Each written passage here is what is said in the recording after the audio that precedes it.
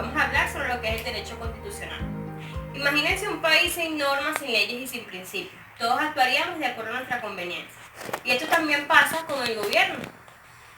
El gobierno actuaría de forma subjetiva y tomaría sus decisiones de acuerdo a su criterio propio, utilizando todo el poder que le da su cargo.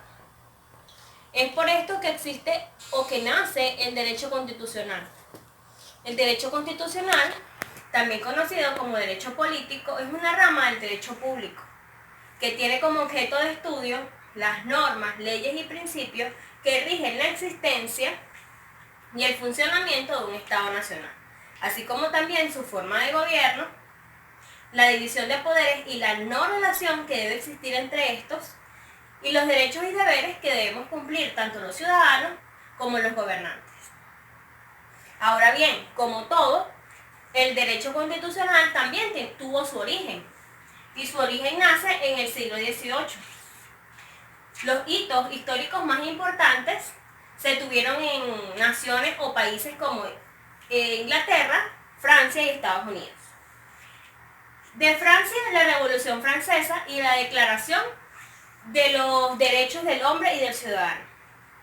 De Inglaterra, la Revolución Inglesa, los gabinetes y el Parlamento. Además de esto, los antecedentes de la Carta Magna.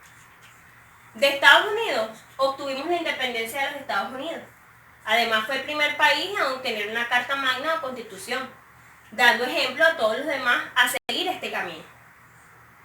De ellos también obtuvimos el sistema federal, el sistema de la división de poderes, las liberaciones individuales, el presidencialismo y los partidos políticos. Ahora bien, también tenemos la importancia del derecho constitucional. Si nació o surgió, es por algo o con base en algo. Y de ahí nace su importancia, y su importancia es que establece un límite al gobierno, pues no tienen esa subjetividad para tomar esas decisiones. Se deben guiar por ese documento escrito, formal y respetado para poder ejercer su forma de gobierno.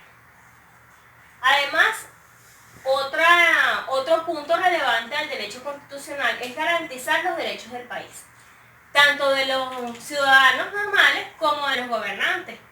Y no solamente los derechos, sino también los deberes. Cuando revisamos la Constitución, encontramos en ello cierta cantidad de derechos y cierta cantidad de deberes que nos van a ayudar a una convivencia sana, tanto política como una convivencia social. Mismo, el derecho constitucional también llegó a Venezuela, establecido en una constitución para regir jurídicamente al país, y así también establecer los límites que se deben tener en la división de poderes federales y en los niveles que estos comprenden. Nuestro país ha pasado por distintos tipos de constituciones, por muchos hechos históricos que hemos tenido de acuerdo a los presidentes, y pues se han ido modificando constantemente la constitución. La última constitución que tuvimos fue la constitución de 1999, la cual fue promulgada el 30 de diciembre de 1999. La primera constitución que tuvo nuestro país fue en el año 1811, la cual nació de un proceso histórico que tuvo nuestra nación en 1810. En 1811 tuvimos la primera constitución. En esta constitución no hubo igualdad, pues se excluían mucho a las personas que eran analfabetas, de acuerdo a las clases sociales, a las personas que eran negras, que estaban pasando por procesos de esclavitud. Esas personas no estaban amparadas por nuestra constitución.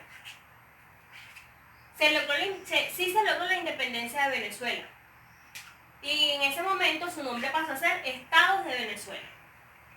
Seguidamente, en 1819, tuvimos otra constitución, la cual fue dirigida por Simón Bolívar.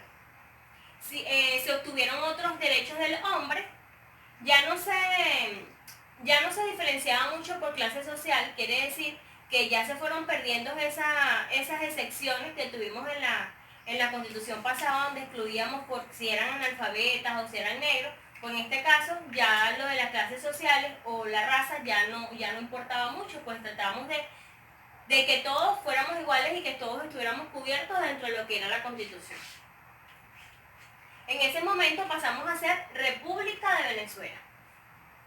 En 1821 tuvimos otra constitución, de las cuales obtuvimos los 3 poderes públicos. Se une Venezuela con la Nueva Granada y comienza a llamarse nuestro país Constitución de Cúcuta. En 1830 tuvimos otra constitución. Tuvo una vigencia de 27 años y separa a Venezuela de la Gran Colombia. Ahora comienza a llamarse Estados de Venezuela. En 1857 tuvimos otra constitución. El periodo presidencial pasó a ser a 6 años, el presidente puede ser reelegido, se introdujo lo que era el referéndum y tuvimos una constitución centralista. Desde este momento nos comenzamos a llamar Estados Unidos de Venezuela. A partir de este momento yo siento que todas las constituciones se enmarcaron por el hecho de lo presidencial, de cuántos años deberían durar, de si eran reelegidos o no. Ya vamos a ver algunos casos para que interpreten igual que yo. En 1858 cambiamos el periodo presidencial a 4 años. Se agregó la elección del presidente, vicepresidente y otros funcionarios. En 1864 también tuvimos otra constitución.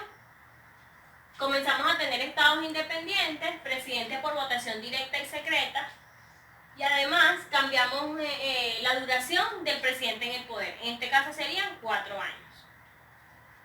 Seguidamente en 1874, 10 años después, tuvimos otra constitución, la cual modificó también el periodo presidencial. Ahora eran 2 años de periodo presidencial. Se elegiría un senador y 2 diputados por estado, y estos serían los encargados de elegir al presidente. En 1881 se nombró al Consejo Federal como el encargado de elegir al presidente.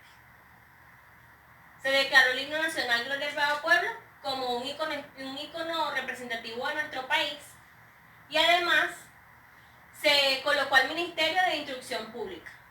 Por todo esto es que le digo que las constituciones se basaban más en la parte presidencial, en cuánto tiempo deberían durar un presidente, quién lo debería constituir, qué acciones podía realizar ese presidente durante ese periodo. En 1891 se modificó el Consejo Federal. En 1893 pasó a ser otra vez el periodo presidencial a 4 años, y también se dijo que las elecciones deberían ser directas y secretas. En 1901, en la Carta Magna se estableció que el presidente debería ser elegido por consejos municipales, que su periodo presidencial debería ser de 6 años. Se eliminaría el sufragio, quiere decir el voto, y la duración la división de nuestro país sería en 20 estados. En 1904, 3 años después, tuvimos también una modificación de la Constitución. Se redujo a 3 estados, compuestos por distritos y municipios. En 1909, pasamos de tener un periodo presidencial de 6 años, lo pasamos otra vez a 4 años. Y el presidente sería elegido por el Congreso. En 1914, el periodo presidencial pasó a ser de 7 años y con posibilidad de reelección. En 1922, creación de cargos del primer y segundo presidente, y elimina el cargo de comandante en jefe del ejército. En 1925, se marcaron los principios institucionales del país. Y en 1928, 3 años después, en la Carta Magna se estableció que los ministros se encargarían del ejército. Se creó el cargo de comandante en jefe supremo del ejército y se separaron de las funciones del presidente. Quiere decir que el presidente no tenía nada que ver con la parte del ejército militar, y nada más debería dedicarse a sus actividades como presidente, pues ya el ejército militar iba a ser dirigido por ministros. En 1929 tuvimos cambios menores al separar los cargos de presidente y comandante en jefe del ejército. Esto ya se venía trabajando desde la Constitución de 1928. En 1931, el presidente será al mismo tiempo el comandante en jefe del ejército. Volvimos atrás otra vez y se unificaron nuevamente estos dos cargos. En 1936, el periodo presidencial se establece a 5 años. En 1945, Constitución democrática, elecciones libres, directas y universales. Por primera vez se acepta el voto femenino, el de los analfabetas y todos los mayores de 18 años. Quiere decir que desde este momento se comenzó el sufragio para votar a favor de un presidente. Y que todas las personas mayores de 18 años podían ejercer su voto. En 1947, el presidente, los congresistas, miembros de la Asamblea Legislativa y concejales debían elegirse por votos universales, directos y secretos. En 1953 establecía un Estado democrático, alternativo, electivo, federal y representativo, aspectos que no se cumplieron durante toda su vigencia. En 1961, su objetivo fue inhabilitar al exdictador Marcos Pérez Jiménez de ser electo presidente de la República o desempeñar cargos al Parlamento o ante el Congreso.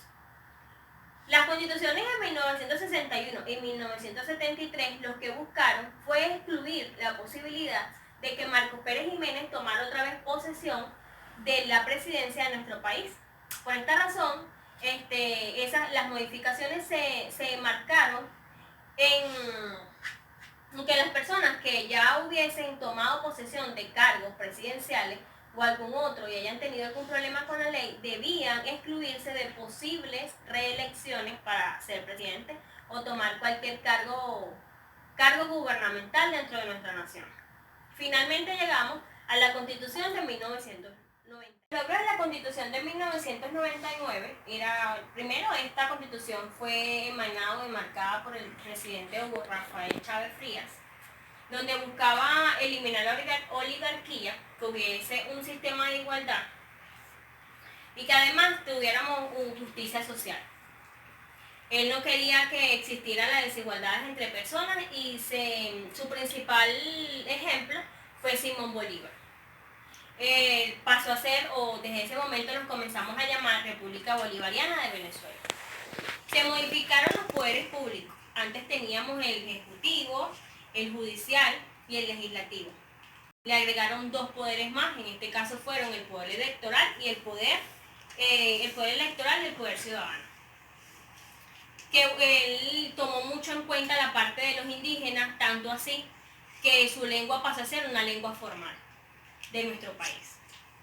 No obstante, nuestra Carta Magna dicen que es una de las más avanzadas a nivel mundial, ya que se busca, o lo que buscó en ese momento el presidente de turno, era empoderar al pueblo en las tomas de decisiones. Existen diferentes tipos o clases de constitución. Está la constitución escrita, la constitución formal, la rígida, la flexible, la otorgada, la pactada y la impuesta. Ahora bien, ¿qué clase de constitución tiene nuestro país? Desde mi criterio, nuestro país cuenta con una constitución impuesta, ya que luego de ser promulgada, todas las personas o habitantes de nuestro país deben respetarla y cumplir todos los deberes y derechos que se establecen en esta, aun cuando no cuenten con los principios. Por eso se dice que es una constitución impuesta, porque se debe cumplir tal cual lo establecido en esta. También considero que es una constitución formal rígida, porque tanto para crearla como para modificarla se deben cumplir distintos procedimientos, que no es tan fácil como creemos modificar un artículo de la Constitución. Es por eso que es una constitución formal y rígida, porque se deben cumplir ciertos aspectos o pasos para poder lograr su modificación. Además, contamos con una constitución escrita, ya que nosotros tenemos plasmado en un documento todos los artículos y todos los principios o leyes establecidas en nuestro país. Gracias por su atención. Esto fue todo sobre el derecho constitucional. Espero haya sido de su agrado.